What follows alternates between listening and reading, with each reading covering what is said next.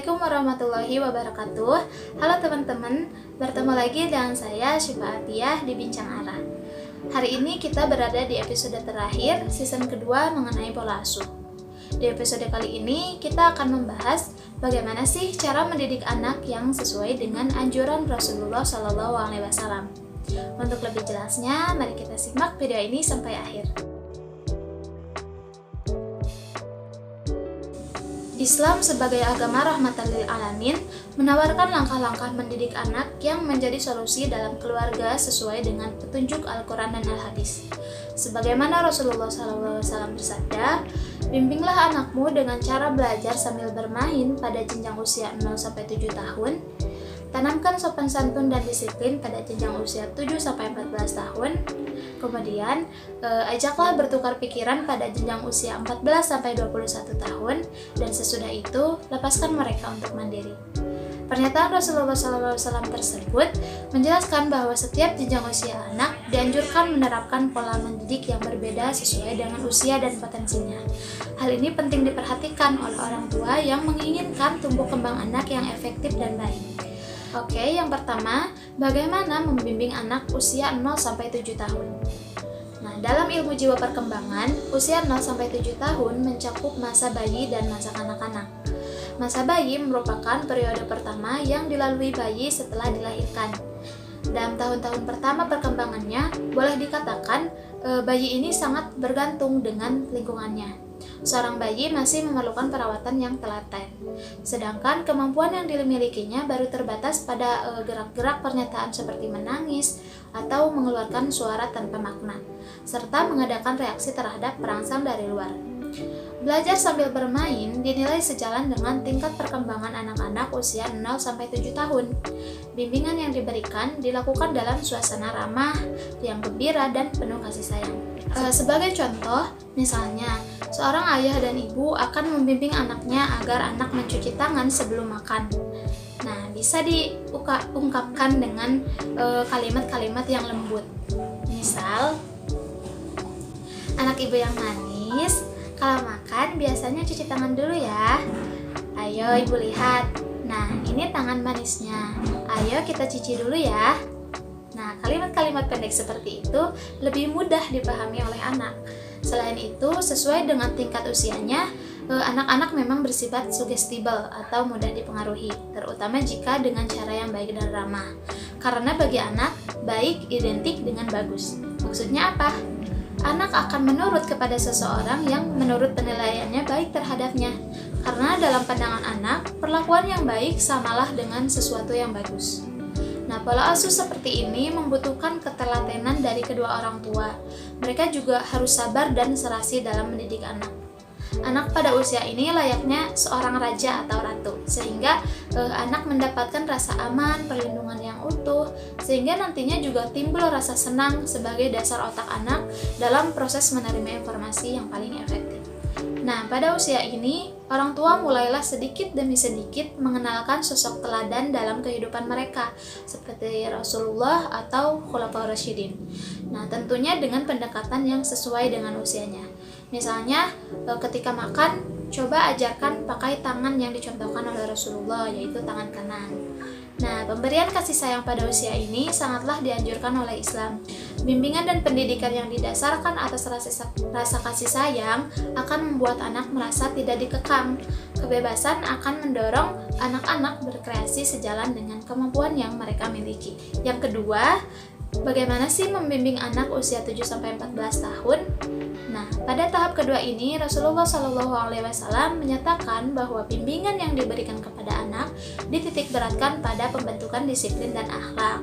Pada tahap kedua ini, yaitu anak usia 7-14 tahun, anak-anak memang memiliki ciri perkembangan yang berbeda.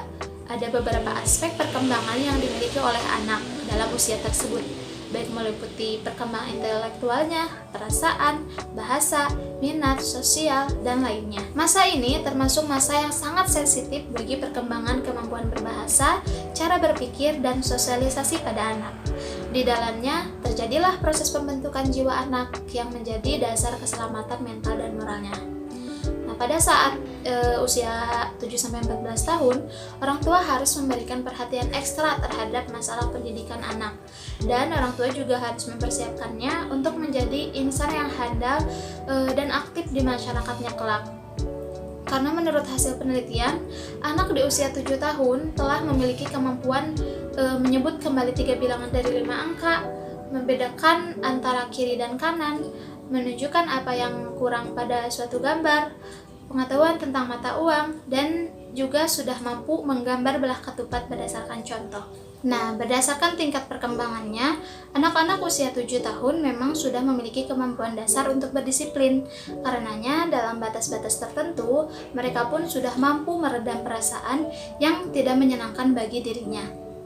Kemudian dalam konteks perkembangan ini pula, tampaknya anjuran Rasulullah SAW untuk membimbing anak dengan menggunakan adib atau adab sebagai kiat yang tepat dan efektif. Salah satu yang paling ditekankan Rasulullah SAW adalah mengenai sholat. Mengajarkan anak tentang sholat dimulai dari sedini mungkin. Hal ini penting untuk membiasakan atau melatih anak dan juga sebagai identitas kemusliman anak. Selain itu, anak pada usia ini mulailah untuk dididik bangun pagi, membersihkan tempat tidur, mengenakan pakaian sendiri, puasa, dan lain sebagainya. Selanjutnya, orang tua juga harus memulai membuat aturan-aturan yang mendidik yang disertai dengan hukuman dan hadiah. Kemudian yang terakhir, bagaimana sih membimbing anak usia 14-21 tahun? Bimbingan yang diberikan kepada anak dalam periode perkembangan ini menurut Rasulullah SAW adalah dengan cara mengadakan dialog, diskusi, bermusyawarah layaknya dua orang teman sebaya.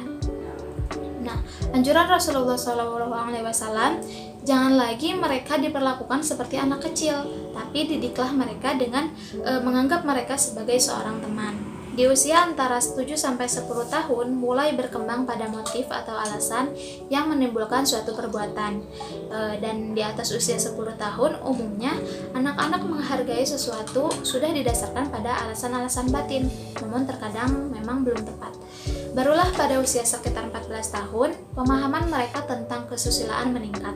Nah, di tahap ini porsi kemandirian harus lebih tinggi. Anak sudah mulai bisa menguji dengan tantangan-tantangan dunia yang lebih nyata dan lebih keras. Nah, peran orang tua di fase ini adalah sebagai coaching, sebagai teman berbagi suka, teman berbagi duka bagi para anak, sehingga orang tua tetap dapat mengontrol perkembangan sosialisasi pada anak. Pada usia ini juga, anak mulai mengalami gejolak batin untuk mencari jati dirinya yang sebenarnya. Gejolak tersebut ditampilkan melalui tingkah laku negatif maupun positif. Mereka mulai mengenal wanita dalam hidupnya, sering melakukan tindakan asusila yang bertentangan dengan hukum agama maupun norma masyarakat.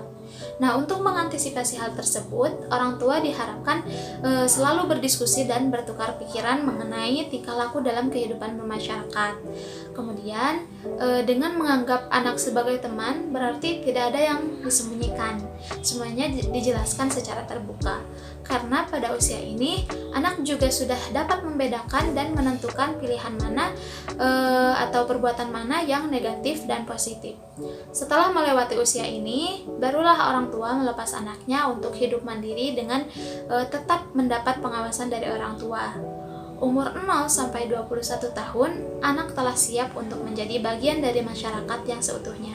Karena mereka telah diasuh dan dididik dengan kasih sayang, diberikan makanan dan minuman yang halal dan thayyib, dikembangkan potensinya, dan juga dibekali dengan akhlak yang mulia.